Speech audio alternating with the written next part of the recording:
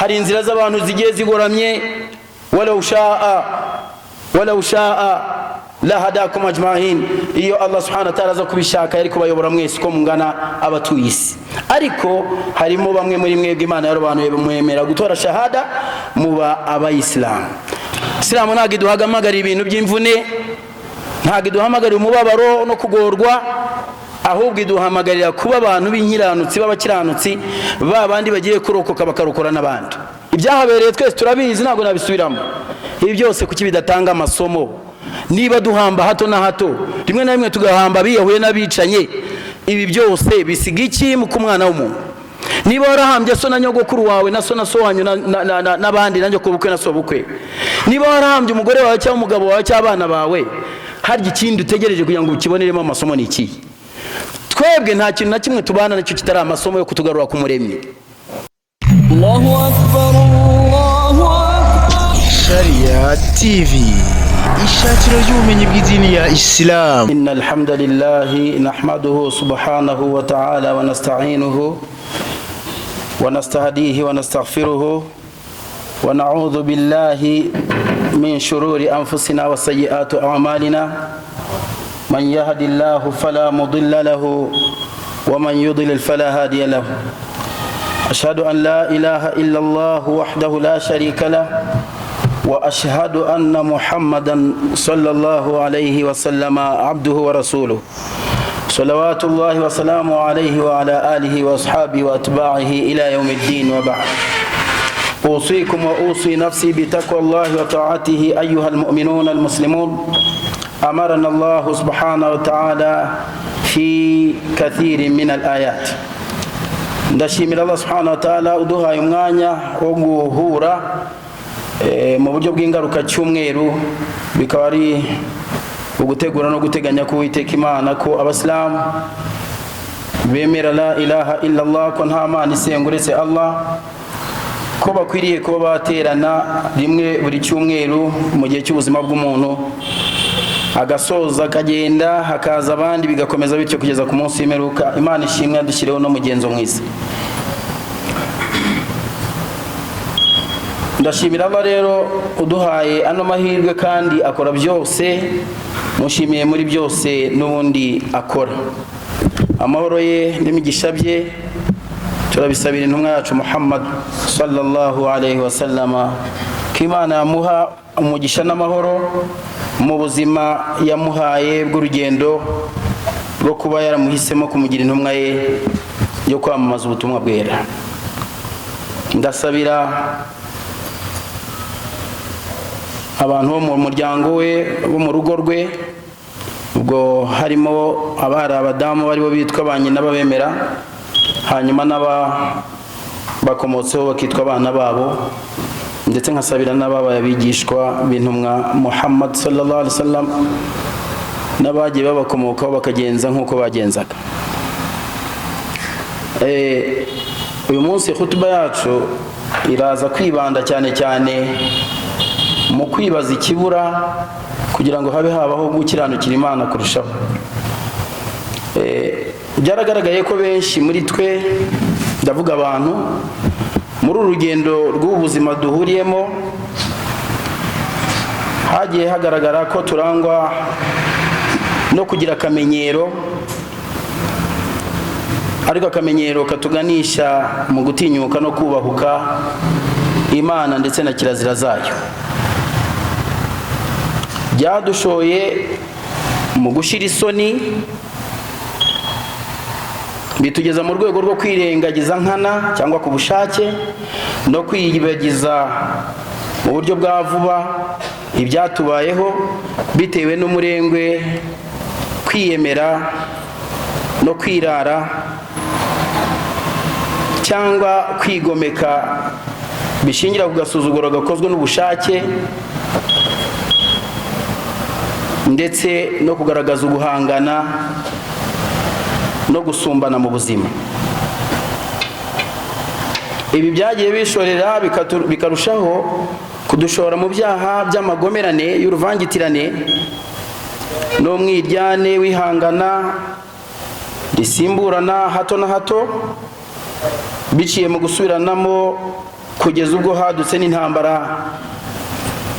Muri izo ntambara hakazamo n'igihe cy'ibiza, ibyorezo n'ibindi byago tuba twikururiye bitewe n'imigenzereze mibi iba yaturanze.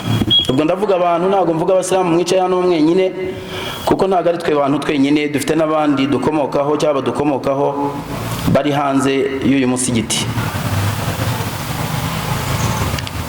Allah rero atubwira ku ngaruka z'abasinda umurengwe bakarangwa no kwigomeka. Imana bitubwira mu ijambo rigira riti ضرب الله مثلا قرية كانت آمنة مطمئنة يأتيها رزقها رغدا من كل مكان فكفرت بأنعم الله فأذاقها الله لباس الجوع والخوف بما كانوا يصنعون. umurongo turawusanga mu suratul Nahl ku murongo w'ijana na 12. Imana iragira iti Allah yatanze urugero rw'umurwa wari utekanye kandi utuje, amafunguro yawo akajya bugeraho mu buryo bw'umudendezo aturutse buri hantu aho ariho hose, maze uwo murwa uza kugaragarwaho no guhakana inema za Allah. Allah usogongeza umwambaro w'amapfa n'ubwoba kubera ibyo bakoraga. Muri aya magambo matagatifu twumvamo neza ko iyo abantu bamaze kwigomeka, ibyari umugisha kuri bo bihinduka amakuba, ibyari umugisha kuri bo bihinduka ibyago n'amakuba. Bari barasinze umurengwe bagatangira guhinduka impunzi mu byabo, ndetse bamwe bakamererwa amaraso, abandi byabo bigatikira byibwe cyangwa bijyanywe n'ibiza n'ibyorezo, hanyuma bigasigara abantu bose bari mu kaga n'agahinda n'amakuba biba byaraturutse ahanini ku migenzereze yabo. Tukongera tukabona ijambo ry'Imana, Imana ivuga muri suratul Isra umurongo wa 16. hari aho Imana igira iti wa idha aradna an nuhlika qaryatan amarna mutrafiha fafasaku fiha fahaqqa alayha alqawlu fadammarnaha tadmira. Ngo iyo dushatse koreka agace cyangwa umurwa uyu n'uyu cyangwa igihugu iki n'iki, ishyanga iri n'iri, amarna mutrafiha, tuzana ibihazi by'ibyigomeke bikaza kuza kwiganza muri ako gace kagiye kuzarimburwa. Abantu bakigira indakoreka, bakigira ibitangaza, bakigira indakoreka, noneho ya myumvire yabo yakabaye igaruka ku Mana, ahubwo bakayikoresha bigira ibihinza, bigira ibitangaza, bakora ibyaha badasubira inyuma, nta kwikanga bafite ku mutima. Muri make bakirekura. None Imana iravuga iti fafasaku fiha, abo bantu bigize ibihinza, abo bantu bigize ibihanyaswa, abo bantu bigize ibinani n'indakoreka, bakangiza wa murwa cyangwa wa mudugudu na cya gihugu cyangwa wa mugabane. None bamara kuwangiza fahaqqa alayha alqawlu, Imana ikavuga iti noneho imvugo yacu, imvugo y'ihame, imvugo yo kurimbura no guhana igahita ibera wa mudugudu na ka gace batuyemo, fadammarnaha tadmira, wa murwa wa mudugudu na cya gihugu cyangwa wa mugabane tukawurimbura byo kurimbura. Ubwo no kuvuga ngo iyo abantu bajya kuzarimbuka nibo babihembera, bakabanza kwigira indakoreka, bakagira uburyo batumva ijambo ry'Imana, bakarwirwa amanywa nijoro, ariko buri muntu akagira amahitamo wagenderamo anyuranyije nuko Imana iba imuyobora. Aha rero muri iri jambo ry'Imana naho tubonamo yuko bishoboka igihe icyo ari cyo cyose ko isi dutuye ikomeje kugenza nk'uko bigenda, dushobora kubona n'ibindi byorezo n'ibiza n'intambara tutigeze tubona mbere yabo. lam yatruku nabiyuna Muhammad sallallahu alayhi wasallam shay'an yanfa'u ummatahu illa wadallahum alayhi. Nta na rimwe intumwa Muhammad sallallahu alayhi wasallam yigeze igira ikintu icyo ari cyose imenya cyagirira akamaro abantu uretse ko yakiberekereye ikakibabwira. walam yatruku sharran illa wahadharahum minhu. Nta narimwe intumwa Muhammad sallallahu alaihi wasallam yabonaga ko ikintu cyagirira ingaruka abantu batuye isi, cyagirira ingaruka abantu batuye isi, ngo yirinde kukibabwira baburira.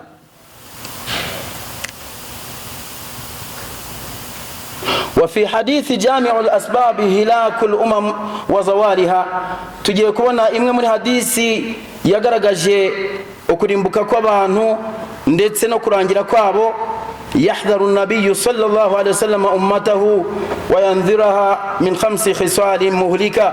intumwa y'Imana ituburira ku bintu bigera kuri bitanu, itubwira iti mwitonde, ibyo nibiramuka bibonetse muzarimbuka. فعن عبد الله بن عمر رضي الله عنهما. عبد الله بن عمر ما نمشيمire we nase قال يرفزتي أقبل علينا رسول الله صلى الله عليه وسلم. igihe kimwe intumwa y'Imana yarahindukiye iratureba iratubwira iti ya ma'ashara al-muhajirin, yemwe bimukira mwakomotse mu murwa wa Maka mukimukira Madina. 5 idha btulitum bihinna a'udhu billahi an tudrikuhunna. ati ibintu bitanu igihe muzabigeragezwamo ndasaba Imana yuko ibyo bintu bitazababaho, cyangwa ndasaba Imana ko icyo gihe mutazakigeramo. لم تظهر الفاحشة في قوم قط حتى يعلنوا بها إلا فشى فيه طاعون والأوجاع التي لم تكن في أسلافهم الذين مضوا. ngo nta narimwe higeze hagaragara ibyaha rukozasoni mu bantu narimwe kugeza ubwo babyamamaje bakabishyira hagaragara, nkuko tubona kuri uyu munsi ibyaha birimo gushyirwa ku mbuga nkoranyambaga hirya no hino mu isi. fafasha fihi muta'un, noneho muri bo hagatangira kuza ibyorezo al-awja'u lam takun fi aslafihim alladhina madaw. ngo ibyorezo nibiza n'ibindi bintu by'ibyago bikomeye bitigeze kuba biba ku bantu bigeze babaho mbere yanyu. walam ينقص المكيال والميزان إلا أخذ بالسنين وشدة المؤونة وجور السلطان عليهم. ngo nta narimwe hazagaragara kugira ngo abantu bibe bakoresheje ibipimo n'iminzani no kurenganya abaturage mu mibereho yabo, uretse ko Imana izabateza inzara n'ibyorezo n'ibyago bikomeye. wasuru sultanu alayhim, ndetse ikabateza n'aba bayobozi babi babagirira nabi. ngo nta narimwe nanone bazibuza gutanga zaka kugira ngo batange ubushobozi bufasha abakene muri bo. illa muni'ul qitra minas sama, ikizababaho ngo bazakumirwa kubona n'igitonyanga giturutse mu kirere nk'imvura iza kumeza imyaka ituma n'ubuzima bwabo buba buzima. ubwo abari bafite amafamu, abari batunzwe n'ubuhinzi, abari batunzwe n'ibindi nk'ibyo byose, twese tuzi ko dutunzwe n'ubuhinzi, nubwo tudatunzwe mu buryo bumwe mu kubihinga, ariko nta n'umwe utarya ibivuye mu butaka, yaba ari umuntu ukomeye n'uworoheje. kuri urwego rero imvura nizibura, ba bahinzi bakomeye bizagorana na ba bahinzi boroheje n'aborozi boroheje n'abakomeye, ndetse n'inganda zizahagarara kuko nyinshi muri zo nizikora ibikomotse ku bworozi n'ubuhinzi. kuri urwego rero intumwa nanone iravuga iti walawla albaha'im lam tumtiru, ngo iyo bitaza kuba ari n'inyamaswa, imigenzereze yanyu n'imigirire yanyu mibi yatera kuba nta mvura n'imwe igwa, nta kitonyanga na kimwe kiva mu kirere. ariko bitewe n'uko Imana igiriye impuhwe amatungo n'inyamaswa, bikaba ngombwa ko imvura zigwa, ariko zitaguye kubera ko Imana yagiriye ubuntu twebwe, ahubwo yagiriye ubuntu cyane cyane amatungo n'ibisimba cyangwa ibikoko. ولم ينقضوا عهد الله وعهد رسوله إلا سلط الله عليهم عدوا من غيرهم.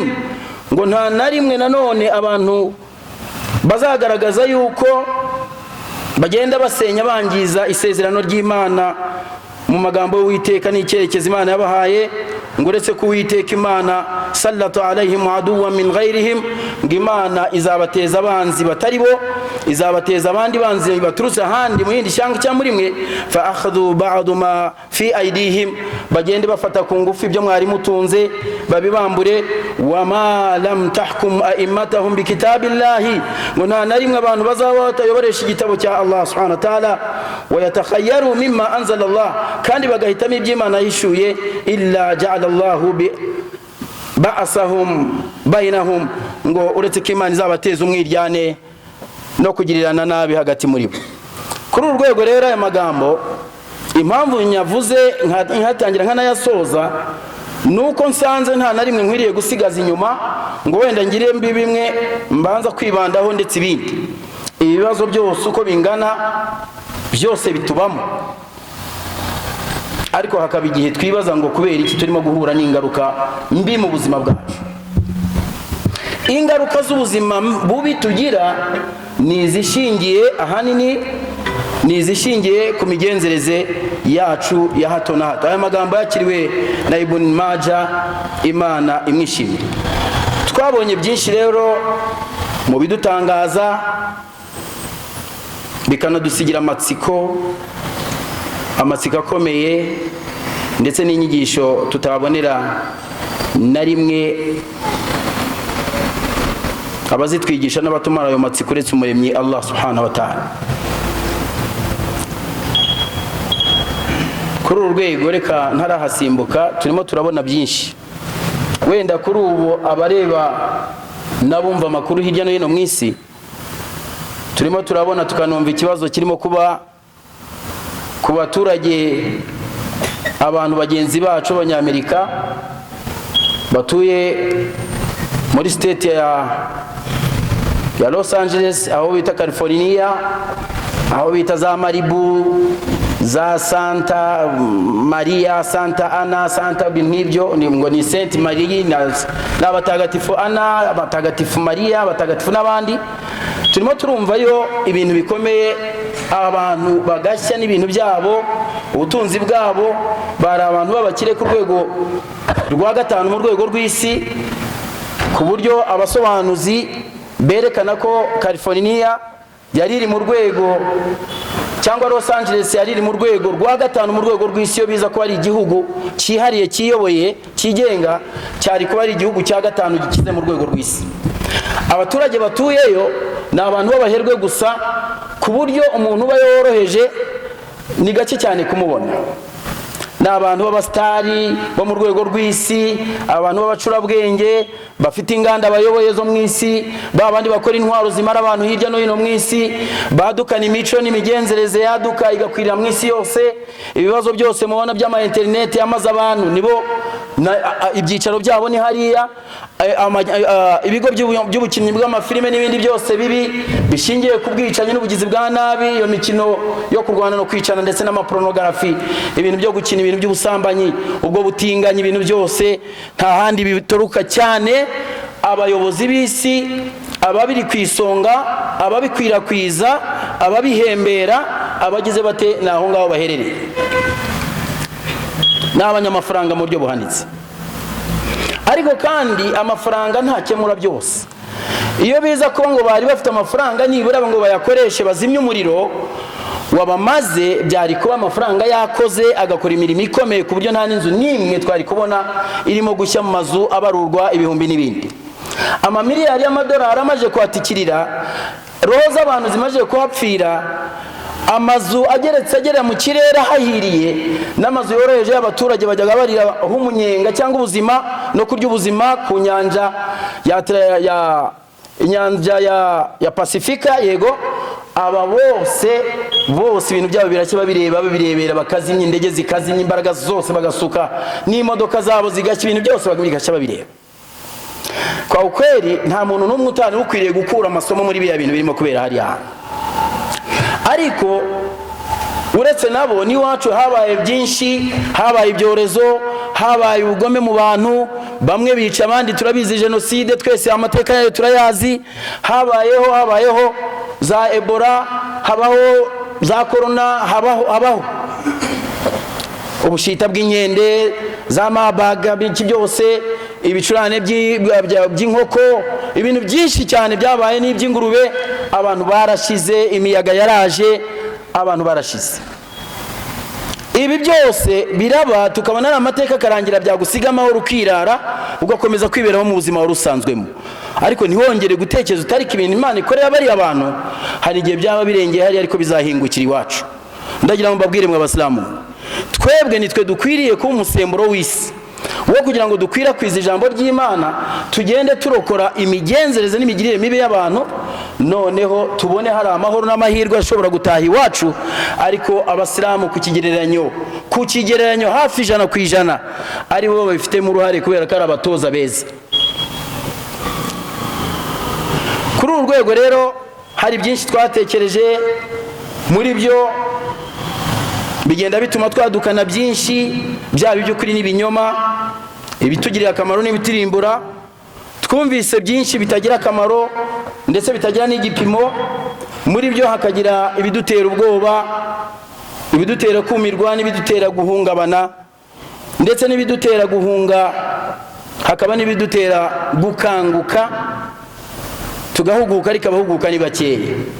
Kuri uru rwego nabwo twagiye tugira ingaruka mbi za byinshi, byaba ibyo twikururiye, twabivuze nk'ibiza, ibyoreza, intambara, ingaruka z'urusobe rw'ibyaha bitagira ingano, ndetse hari na byinshi bitugiraho ingaruka tutabasha gukumira. Kuri uru rwego rero ijambo rikaza rivuga ngo none se kibi byose byabaye tubibona, ingaruka mbi byadusigiye tukazireba, twaba dutegereje iki kindi kugira ngo nibura habeho guhinduka k'umwana w'umuntu? Haba hategerejwe iki kugira ngo nibura habeho gutinya Imana? Umuntu wari wese avuga ati nanjye ku giti cyanjye n'uruhare rwanjye, aho kugira ngo haze kurimbuka nanjye nabigizemo uruhare, reka abandi bazarimbuke, wenda ndimbukiremo, Imana izanzurire mu bakiranutsi bayo. Intumwa y'Imana Muhammad sallallahu alaihi wasallam yaravuze iti, iyo haje icyorezo cyangwa ibyago biraza bigakukumba abantu bose, abeza n'ababi, noneho ngo ku munsi w'imperuka kullu wahidin yub'athu ala shakilatihi, uwo ari wese ku munsi w'imperuka akazukira mu byo yapfiriyemo. No kuvuga ngo niba warapfuye uri umukiranutsi, niba warapfuye wiyegereza Imana, muri icyo cyorezo cyaje niba cyaragukukumbye mu bandi, ariko wowe ukaba wari umuntu w'inzirakarengane, Allah subhanahu wa ta'ala azakugizurira mu itsinda ry'abagira neza, ariko n'uwari mubi uzazukira mu itsinda ry'ababi. Hano rero Allah arabaza ati, alam ya'ni lilladhina amanu an takhsha qulubahum li dhikrillah وما نزل من الحق ولا يكونوا كالذين أوتوا الكتاب من قبل فطال عليهم الأمد فقست قلوبهم وكثير منهم فاسقون.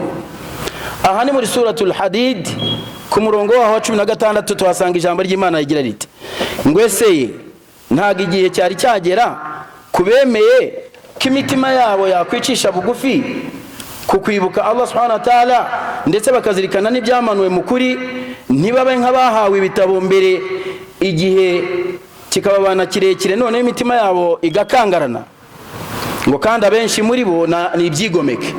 Kuri uru rwego rw'iri jambo ry'Imana turabazwa ngo wa musilamu, niba warabayeho mu gihe cya jenoside, niba warabayeho mu gihe cy'inzara runaka, mu mwaka w'ibihumbi 2000 numva harabaye inzara ngira ngo iremereye cyane, niba warabayeho mu bihe bya corona, niba warabayeho mu bihe bya sida, ubu nonaha tukaba turiho mu bihe bya za kanseri n'ibindi birwara bikomeye, ubu tukaba tunariho hari ibindi birwara bigenda byaduka, intambara za hato na hato zinanirwa gukiranurwa, abarusiya n'aba Ukraine bakarwana isi zose zikazanamo imbaraga, aho kugira ngo baze bakiranura ahubwo bakaza bateranya. Israel ikigabiza ibice bikikije biturutse gusa ku mpamvu y'urwitwazo ngo Hamas yarabateye, ariko bakica abantu barenze ibihumbi hafi 100 n'ibindi, n'ubu intambara ikabaterahosha. Ibi byose n'ibindi muri Syria twaribonye intambara zidacogora kugeza aho perezida wabo bamumenesheje. Iraq twabonye barimo babamba Saddam, muri Libya babamba cyangwa bica urubozo Gaddafi, n'ahandi ari hose no muri Congo tubona uwari perezida w'icyo gihugu uriya Mobutu Sese Seko ahunga igihugu akajya gupfira muri Maroc n'ahandi. Ibyahabereye twese turabizi, ntabwo nabisubiramo. Ibi byose kuki bidatanga amasomo? Niba duhamba hato na hato, rimwe na rimwe tugahamba biyahuye n'abicanye, ibi byose bisiga iki mu kumwana w'umuntu? Niba warahambye so na nyogokuru wawe na so na so wanyu n'abandi nanjye kubukwe na so bukwe, niba warahambye umugore wawe cyangwa umugabo wawe cyangwa abana bawe, harya ikindi utegereje kugira ngo ukiboneremo amasomo ni iki? Twebwe nta kintu na kimwe tubana nacyo kitari amasomo yo kutugarura ku Muremyi, ariko biragorana cyane kugira ngo umwana w'umuntu yumve. Ahubwo umunezero n'umudamararo n'umudabagiro no kwicara yishaka kugira ngo yigire umuyobozi, afata ibyemezo mbere yuko Imana ibimufatira, afata ibyemezo mbere yuko amategeko abimufatira. Ibi bintu nibyo byagiye byoreka rubanda rwinshi, ariko n'abayisilamu tugenderamo. Kuri urwego rero nkagira ngo mbonereho kubwira abayisilamu ngo Isilamu ntabwo iduhamagara ibintu by'imvune, ntabwo iduhamagarira umubabaro no kugorwa, ahubwo iduhamagarira kuba abantu b'inkiranutsi b'abakiranutsi, ba bandi bagiye kurokoka bakarokora n'abandi. Isilamu hari benshi kiremereye, kubahiriza amabwiriza n'amategeko yabo yo ugasanga byababera intambara. Ariko kandi mukuri iyo ugiye kureba Isilamu, iyo itaza kubinariho, iyi si yose Imana iba yarayirimbuye. Iyo ataza kuba n'abasilamu beza bagerageza, ni ukuri ko Imana ihoraho, iyi si iba yararangiye. Ndagira ngo mbabwire rero, mwere kumva ko Ubusilamu ari umuzigo, ari umutwaro umuhetse. Bakubwire gusiba wumve ukeneye kurya, kubyuka mu gicuku ugasenga ukumva urashaka kwiryamira, mu gitondo uzinduka kugira ngo uramye Imana ukumva ushaka gukomeza guhembera ubunebwe. Bakakubwira gutanga ukumva ari nko kukwambura, bakakubwira ibindi byose byo kwitwara neza ukavuga uti nzitwara uko nshaka. Ibintu uko bigenda bicya, nicyo cyorezo nibyo byago turimo twikururira, tugenda dutakaza amahirwe yo muri ubuzima. Imana Allah subhanahu wa ta'ala atubwira muri suratul Nahl, isura Imana yitiriye uruyuki, ku murongo waho wa 9 Imana yagira iti wa 'ala Allahi qasdu sabili wa minha ja'irun walau sha'a Allahu walau sha'a lahadakum ajma'in. Ngo Imana yagira iti Allah niwe werekana inzira igororotse. Ndagira ngo mbabwire ngo nta mucura bwenge n'uyu numwe, yaba uwo mu rwego rw'inteko zishinga amategeko, yaba uwo mu rwego rw'ubutabera bw'abisi, yaba uwo ari we wese, nta muntu wabasha gushyiriraho abisi umurongo ngo bagororoke bibahire uretse Allah wenyine. Nta numwe wazana amategeko yabasha kubanisha abantu, nta numwe wazana amategeko yatuma mu isi haza amahoro, nta numwe wazana igitsure cyatuma bisi babasha kubana neza. Nta butabera n'ubu bwakiranura abantu ngo bashire intimba mu mutima. Nta kintu n'iki na kimwe wakora, nta n'umudabagira n'umunezero wabamo ngo uzakumara agahinda mu mutima. Niyo warara ureba imipira cyangwa ugatanga menshi ngo ugure umunezero, cyangwa wishimishe mu biyobyabwenge cyangwa mu byaha nk'ubusambanyi n'ibindi, mu kwica abantu no kubicisha, nta munezero n'uyu n'umwe uzigira ubona mu isi keretse uzakura ku ijambo ry'Imana. Wa 'ala Allahi qasdu sabili, ahantu tugomba kubona amategeko anoze agororotse ni kuri Allah. Hakaba n'inzira z'abantu zigoramye, wa minha ja'ir, hari inzira z'abantu zigiye zigoramye, walau sha'a lahadakum ajma'in. Iyo Allah subhanahu wa ta'ala aza kubishaka yari kubayobora mwese uko mungana abatuye isi. Ariko harimo bamwe muri mwebwe Imana yarobanuye bamwemera gutora shahada muba abayisilamu. Wa 'ala Allahi bayanu وعلى الله بيان الطريق المستقيم لهدايتكم وهو الإسلام ومن طريق وعلى الله بيان الطريق المستقيم لهدايتكم. الله سبحانه وتعالى niwerekana inzira igororotse kuri mwebwe mu kuyoboka kwanyu, wa huwa al-islam, nubusilamu, wa min tariq ma huwa ma'ilu la yuwassilu illa ila al-hidayah, ukabona inzira igororotse itunganye nta handi gobogamira kiretse kuganisha ku butungane aribwo bwa Islam. Wa huwa kullu ma khalafa al-islam, nibindi biza binyuranyije na Islam nibyo bigenda bituma abantu bakomeza kubaho nabi. Innamal mu'minun, mukuri abemera, alladhina idha dhukira Allah, niba abandi havuzwe Allah, wajilat qulubuhum, imitima yabo irahungabana igakangarana bagasesura meza bakikanga. Abemera nyabo niba abandi havuzwe Allah bikanga, abemera Allah niba abandi havugwa Imana bakumva bagomba guca bugufi.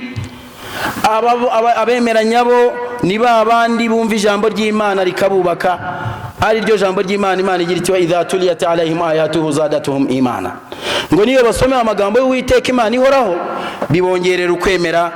Amagambo nk'aya ngaya tuba turimo kuvugira aha nagamije kongera ukwemera mu bayisilamu, nagamije kugira ngo akomeze no gushimangira ibituzo by'abayisilamu, nafatisha abayisilamu imigambi mizima, nakomeza abayisilamu kugira ngo bakomeze kugira urugendo ruzima ruhire, bya bindi ubona biziruye kandi ukabibaho mu buryo buziruye, usabana n'ibiremwa by'Imana, nawe ubwawe ugerageza kugenda wiyegereza Imana, wicuza wikiranura mu migenzereze yawe. Ndagira ngo mbabwire bayisilamu, ni ukuri ko Imana ihoraho mbere yuko tugerwaho n'urupfu tukarimbuka.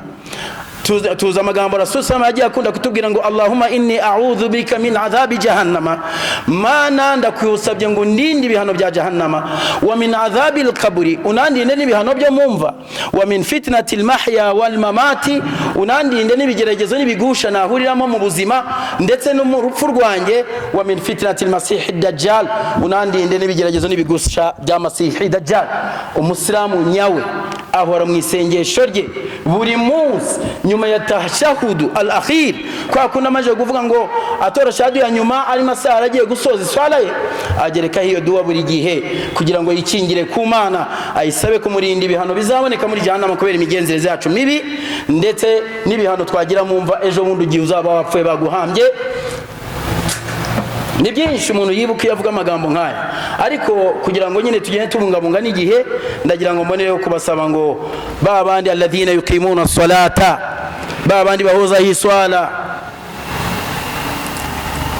wa mimma razaqnahum yunfikun, no mu byo twabahaye bagatanga. Imana nikivuga, Imana avuga iti ulaika humul mu'minuna haqqan, abo nibo bemeranya byo, abo nibo bemeranya kuri, lahum darajatun inda rabbihim, n'abantu bo mu nzego kuwiteka Imana yabo, bafite inzego kuwiteka Imana yabo bitewe n'uwagenjewe neza, uwari wese wakoze neza afite urwego rusumba urwundi, wa maghfiratun wa rizqun karim, kandi bafite n'imbabazi z'uwiteka n'amafunguro meza atunganya ziruye.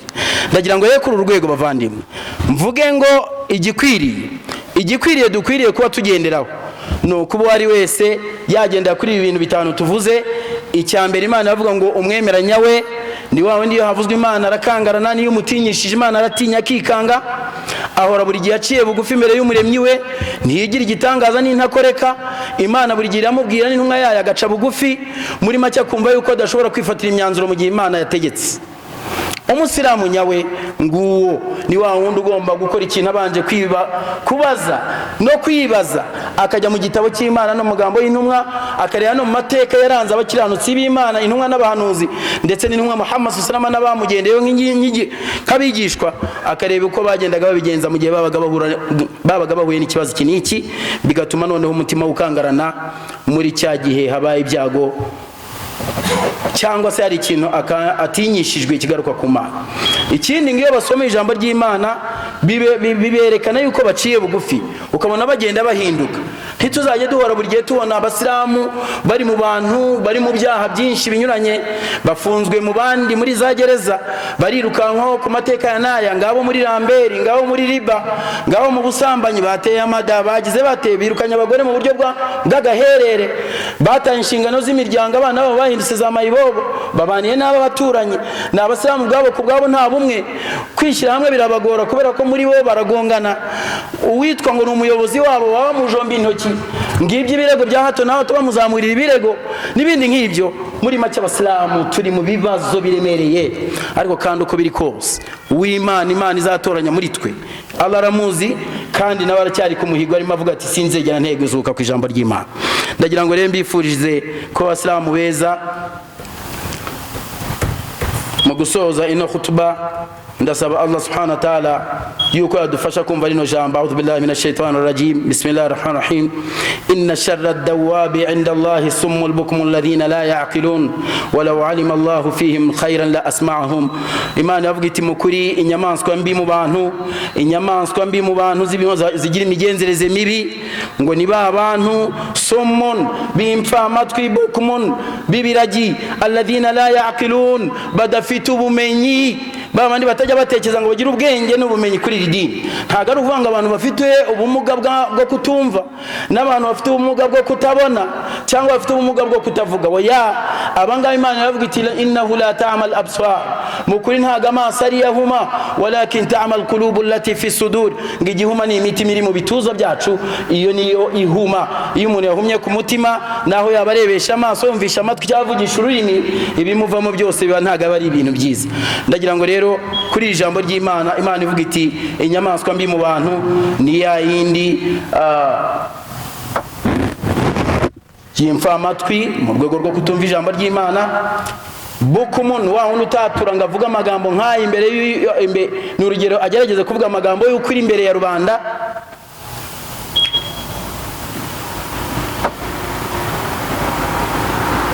alladhina la yaqilun, Imana avuga iti niba abandi badasobanukiwe, kuko abo bantu badasobanukiwe mu ijambo rindi Imana iza kubavugamo ngo inna sharra dawabi inda Allahi summul bukum alladhina la yaqilun. Harimo irindi jambo ngo niba dumva inna sharra dawabi inda Allahi alladhina kafaru fahum la yu'minun, ngo mukuri abantu b'inyamaswa mbi niba abandi babahakanyi kandi ngo ntibazigera bemera. Ndagira ngo rero mpini aha sabe Allah kuturinda kuba bamwe muri abo ngabo. Turabasilamu twatoye shahada, turindira urubanza rw'imperuka, turindira ibihano byo mumva cyangwa kugororerwa, ndetse turindire no kubaho mu munezero muri ubuzima, tubanye na bagenzi bacu, abagore, abana, abagabo, tubanye n'abaturanyi ndetse n'abayobozi mu gihugu n'abakoresha n'abandi nk'abo, tubanye neza, tugakorana, tukuzuzanya, tugasabana, tugasangira, tugatabarana, tugashyingirana, tugakora ibyo bikorwa byose bizavamo umugisha w'imperuka.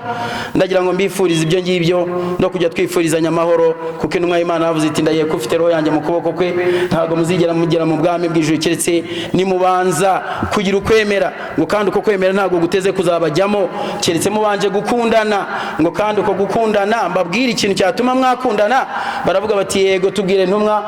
Aravuga ati mujye muhora mwifurizanya amahoro hagati muri mwebwe. Nanjye ndavuze ngo mujye mwifurizanya amahoro hagati muri mwe.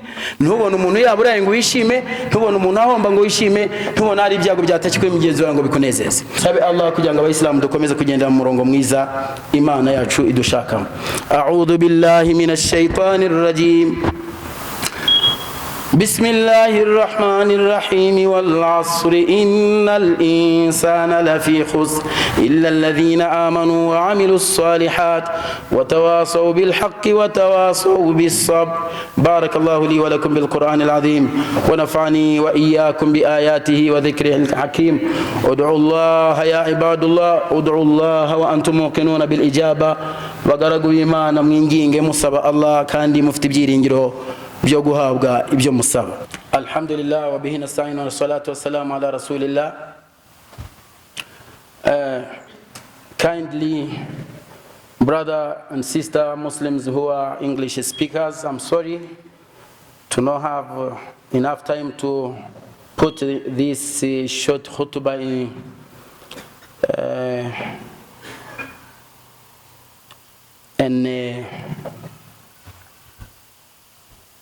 okay, so I'm sorry to not put this khutbah today in English because the time goes on, and I think that we is ready to have a prayer. But after having prayer, inshallah, I beg, we have several machines which are very needed. Already now we have 4 of them. I mean AC. We have 4 AC. I think that you feel heat all home in this mosque.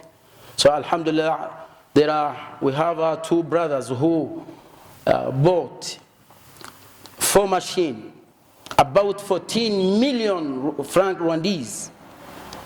Already now we have here in our stock. So we want to fix them into this mosque. But first of all, we are requesting several items to connect it. For that, we are requesting to have 700,000 in order to have these machines, inshallah, fix it or installed in this mosque.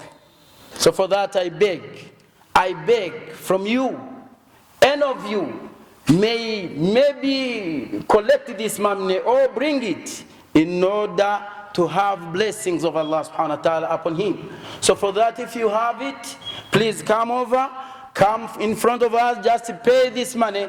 Allah subhanahu wa ta'ala will reward you and your family from this daylight or from these worldwide days until the hereafter at Qiyamah, inshallah. After having prayer, inshallah, we need that money.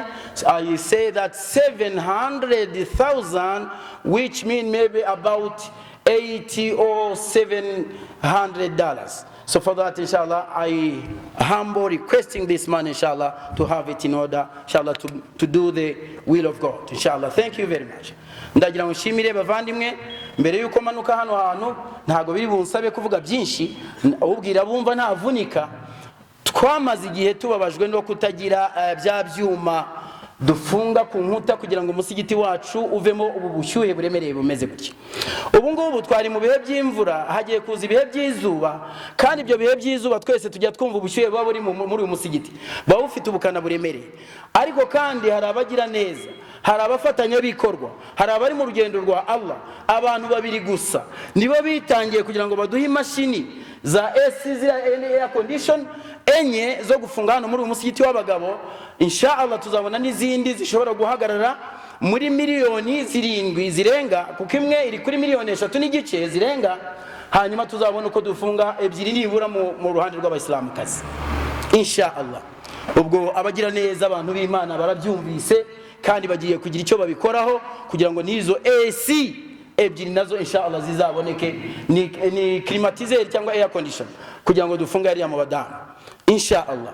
Ndagira ngo babwire do ntago twigeze dufungamo zira vandilateri nibindi kubera ko leta ya inzego za leta zaratubujije, ariko natwe twasanze ari uburyo bwo kwanduza umusigiti no kuzana ibyo bintu by'akajagari. Turavuga ngo inshallah kubera Allah reka turindire kuzabona ibyo byuma. Ibyuma birahari turabifite muri depo, inshallah byamaje kwagera biguze miliyoni 14, ariko bikeneye amafaranga ibihumbi 700 kugira ngo tugure some accessories, ibintu udukoresho dutoya, ibikoresho bikenerwa nkenerwa, n'abazabyinsitara amafaranga bazahembwa byose twarabaze dusanga bizatwara ibihumbi 700. Inshallah kubera Imana umwe yabidufungishirizamo n'amafaranga make cyane, n'amafaranga make cyane ku muntu Imana yahaye. Ndagira ngo inshallah turushanwe kabisa ayo mafaranga tubone ngo arabonetse kandi nta nduru nta rusaku umuntu abikuye ku mutima we. A'udhu billahi minash shaitanir rajim. Bismillahir rahmanir rahim.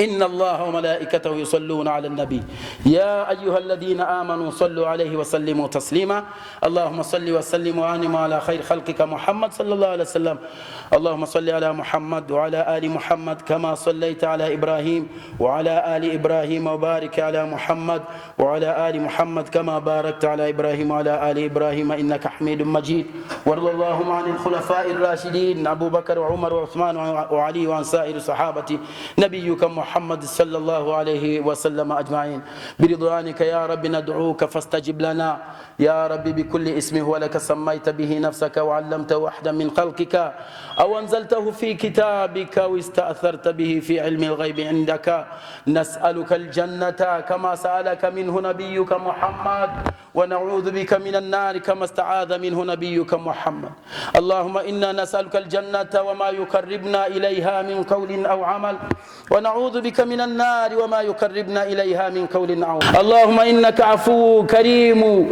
تحب العفو فاعف عنا يا من له الأسماء الحسنى يا من له كل شيء يا فاطر السماوات والأرض يا جائل الملائكة أولي أجنحة مثنى وثلاث ورباع تزيد في الخلق ما تشاء ربنا زدنا علما وارزقنا فهما اللهم انصر آبائنا وأجدادنا الذين سبقونا بالإيمان ولا تجعل في قلوبنا غلا للذين آمنوا إنك أنت الرؤوف الرحيم وانصر يا رب أولاة المسلمين اللهم انصر أولاة المسلمين واجعل وطننا آمنا مطمئنا وسائر بلاد المسلمين وغير المسلمين اللهم إنا نسألك الجنة وما يقربنا إليها من قول عمل لا إله إلا أنت نستغيث لك الحمد كما ينبغي لجلال وجهك وعظيم سلطانك انصر المسلمين والمسلمات والمؤمنين والمؤمنات خاصة الذين هم في ميدان الحروب يا رب متضررين ليس لديهم ما ينصرهم إلا أنت يا رب،